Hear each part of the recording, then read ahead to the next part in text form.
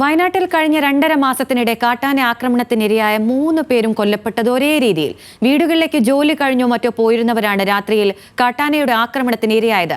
Road, വെളിച്ചം തുടങ്ങി അടിസ്ഥാന സൗകര്യങ്ങളുടെ അപര്യാപ്തതയാണ് കാട്ടാന ആക്രമണങ്ങൾക്ക് ഇരയാകാൻ പ്രധാന കാരണം. മേപ്പാടി എരുമക്കൊല്ലി പൂളക്കുന്നൂരിലെ അറുമുഖൻ കഴിഞ്ഞ ദിവസമാണ് കാട്ടാനയുടെ ആക്രമണത്തിൽ കൊല്ലപ്പെട്ടത്. കാട്ടാനാക്രമണത്തിൽ കൊല്ലപ്പെട്ടു എന്ന് പറയുമ്പോൾ പ്രധാന കാരണമായി നാട്ടുകാർ ഉന്നയിക്കുന്ന ഒരു കാര്യം ഇവിടെയുള്ള അടിസ്ഥാന സൗകര്യങ്ങൾ കുറവാണ്. ഞാനിപ്പോൾ നിൽക്കുന്ന ഈ കോൺക്രീറ്റ് റോഡിന് മുകളിലേക്കായി മുഴുവൻ കല്ലുപാകിയ റോഡാണ്.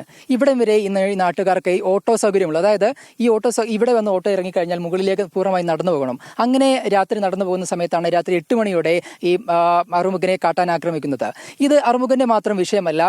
2.5 മാസത്തിനിടെ വയനാട്ടിൽ 3 പേരാണ് ഇത്തരത്തിൽ കാട്ടാനാക്രമണത്തിൽ കൊല്ലപ്പെട്ടത്. ഇവരെല്ലാവരും കൊല്ലപ്പെട്ടതിന് ഒരേ സാമ്യതയുണ്ട്. അത് വീട്ടിലേക്ക് വൈകുന്നേരങ്ങളിൽ ജോലി കഴിഞ്ഞ് പോകുന്ന സമയത്താണ് ഈ ഒരു കാട്ടാന ആക്രമണത്തിന് ഇരയായത് എന്നുള്ളതാണ് പ്രധാനപ്പെട്ട കാര്യം. അത് നൂൽപ്പുഴയിലെ മാനു ആണെങ്കിലും അട്ടമലയിലെ ബാലകൃഷ്ണൻ ആണെങ്കിലും കഴിഞ്ഞ ദിവസം കൊല്ലപ്പെട്ട അറുമുഖനാണെങ്കിലും വീട്ടിലേക്കുള്ള ജോലി കഴിഞ്ഞ് ഭക്ഷണ സാധനങ്ങളായി പോകുന്ന സമയത്ത് നടന്നു പോകുമ്പോഴാണ് ഈ ഒരു കാട്ടാനാക്രമണത്തിന് ഇരയായത് എന്നുള്ളതാണ് പ്രധാനപ്പെട്ട കാര്യം.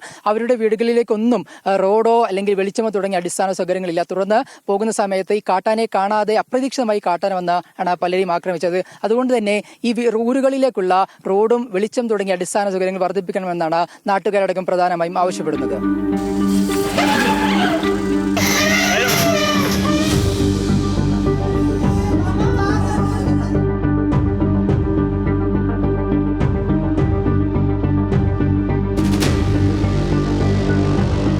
ഫെബ്രുവരി 10 നൂൽപ്പുഴയിൽ തമിഴ്നാട് സ്വദേശിയായ മനു, ഫെബ്രുവരി 11 അട്ടമല ഏറാട്ടുകുണ്ട് ഉന്നതിയിലെ ബാലകൃഷ്ണൻ, കഴിഞ്ഞ ദിവസം എരുമക്കൊല്ലി പൂളക്കുന്ന് ഉന്നതിയിലെ ആറുമുഖൻ. 2.5 മാസത്തിനിടെ കാട്ടാനാക്രമണത്തിനിരയായി വയനാട്ടിൽ കൊല്ലപ്പെട്ടവരാണിവർ. ഫെൻസിംഗിന്റെയോ വനംവകുപ്പിന്റെ പരിശോധനയുടെ അഭാവത്തിനേക്കാൾ 3 പേരുടെയും മരണത്തിന് കാരണം അടിസ്ഥാന സൗകര്യങ്ങളുടെ അപര്യാപ്തത കൂടിയാണ്. 3 പേരും കൊല്ലപ്പെടുന്നത് രാത്രിയിൽ ജോലി കഴിഞ്ഞ് വീട്ടിലേക്ക് നടന്നു പോകുമ്പോഴാണ്. എല്ലാവരും വീടിന് സമീപത്തായി എത്തിയിരുന്നു.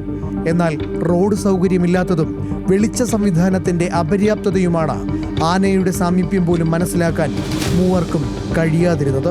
അത് റോഡ് ആകെ പ്രശ്നമാണ്. ഇത്രയും പണിയെടുത്തവർക്ക് കുറച്ചൊരു 100 മീറ്റർ ഉള്ളൂ. അതും കൂടി നന്നാക്കിയിട്ടുണ്ടെങ്കിൽ എൻ്റെ വലിയ കഴിച്ചിലായി പോയിട്ടുണ്ടാവും.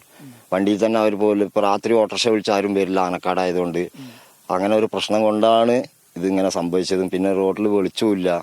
ടോർച്ച് അടിച്ച് പോയാലും അങ്ങനെ എത്ര ടോർച്ച് ഉണ്ടെങ്കിലും നമ്മൾ അടിച്ചു പോകണമായിരിക്കല്ലോ ഉണ്ടാവുള്ളൂ. അത് മാറി ഇന്ന് കഴിഞ്ഞാൽ അറിയില്ലല്ലോ.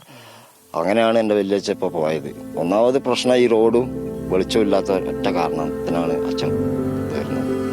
രാത്രി 8ഓടെ ജോലി കഴിഞ്ഞ് തറവാട്ട് വീട്ടിലേക്ക് സാധനങ്ങളും വാങ്ങി വരുന്ന വഴിയിലായിരുന്നു നൂൽപ്പുഴ സ്വദേശി മനുവിനെ കാട്ടാന ആക്രമിച്ചത്. വീടിന് 200 മീറ്ററോളം അകലെയുള്ള വയലിലാണ് മൃതദേഹം കണ്ടത്. പണി കഴിഞ്ഞ് സഞ്ചിയിൽ സാധനങ്ങളുമായി വീട്ടിലേക്ക് വരുമ്പോഴാണ് ആനയുടെ മുന്നിൽപ്പെട്ടത്.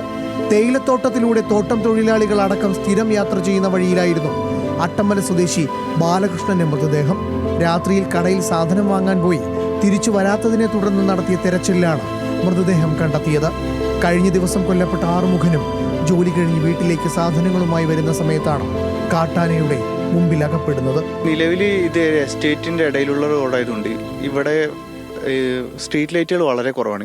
അതിനുള്ള കാരണം പഞ്ചായത്ത് പറയുന്നത് ഇവിടെ ഇലക്ട്രിക് പോസ്റ്റുകൾ ഇല്ല, അതായത് ഈ സ്ട്രീറ്റ് ലൈറ്റ് കൊടുക്കാനുള്ള ഇലക്ട്രിക് പോസ്റ്റുകൾ ഇല്ല എന്നുള്ളൊരു കാരണമാണ് പഞ്ചായത്ത് പറയുന്നത്. പക്ഷെ അതുകൊണ്ട് ഒക്കെ തന്നെയാണ് ഇന്നലെ അപകടം ഉണ്ടായതെന്നാണ് നമ്മൾ കരുതുന്നത്. കാരണം അങ്ങനെ ഒരു വെളിച്ച സംവിധാനം ഉണ്ടായിരുന്നെങ്കിൽ ഒരു പക്ഷേ പുള്ളി ആനയെ കാണുകയും മാറി നടക്കുകയും ചെയ്തിട്ടുണ്ടാവും. അതൊക്കെ തന്നെയായിരിക്കും ഇതിന് ഒരു കാരണമായിട്ട് വന്നിട്ടുണ്ടാവുക എന്നുള്ളതാണ് എല്ലാവരും കരുതുന്നത് തന്നെ. ഉന്നതികളിലേക്കുള്ള വഴികളിലെ വെളിച്ചക്കുറവും കാട്ടാനാക്രമണത്തിന് കാരണമെന്നാണ് സൗത്ത് വയനാട് DFOയും സാക്ഷ്യപ്പെടുത്തുന്നത്. വരുന്ന വഴിയിലൊന്നും തന്നെ നമുക്ക് തെരുവുകൾക്കൊന്നുമില്ല. അതായത് ഈ പറയുന്ന എപ്പോഴും ഇരുട്ട് മൂടിയ ഒരു മേഖലയാണ്. അപ്പം അത്തരം മേഖലകളിൽ ഇതര ഡിപ്പാർട്ട്മെന്റുകൾ, പ്രത്യേകിച്ച് പഞ്ചായത്തും അല്ലെങ്കിൽ CSR ഫണ്ട് ഉപയോഗിച്ചും അത്തരം കാര്യങ്ങളൊക്കെ, പ്രത്യേകിച്ച് ഒരു ആദിവാസി കോളനി കൂടിയാണ്. അപ്പോൾ ട്രൈബൽ ഡിപ്പാർട്ട്മെന്റും കൂടെ വിചാരിക്കുകയാണെങ്കിൽ ഒരു പക്ഷേ നമുക്ക് വെളിച്ചം കൊണ്ടുവരാൻ കഴിയും. ഈ വരുന്ന വഴിയിൽ ആന ഇറങ്ങുന്ന ഭാഗങ്ങളിൽ വെളിച്ചം ഉണ്ടെങ്കിൽ ഒരു പക്ഷേ നമുക്ക് കുറച്ചും കൂടെ ഈ പറയുന്ന ഇത്തരം സംഭവങ്ങൾ നമുക്ക് ഇല്ലാതാക്കാൻ കഴിയും. മൃഗങ്ങളെ പ്രതിരോധിക്കുവാനുള്ള ഫെൻസിങ്ങും തൂക്കുവേലിയും സ്ഥാപിക്കുന്നതിന്റെ കൂടെ ആദിവാസി ഊരുകളിലേക്കുള്ള അടിസ്ഥാന സൗകര്യങ്ങളും ഉറപ്പാക്കേണ്ടതുണ്ട്. രാത്രിയിൽ കാട്ടാന സാന്നിധ്യം മനസ്സിലാക്കാൻ പ്രദേശവാസികളുടെ പിന്തുണയോടെയുള്ള പ്രവർത്തനങ്ങളിലൂടെയും ഒരു പരിധിവരെ ഇത്തരം പ്രശ്നങ്ങൾ പരിഹരിക്കാൻ കഴിയും. ക്യാമറ പേഴ്സൺ റിൻഡുവിനൊപ്പം ആഷിഖ് റഹ്മാൻ, ന്യൂസ് മലയാളം, വയനാട്.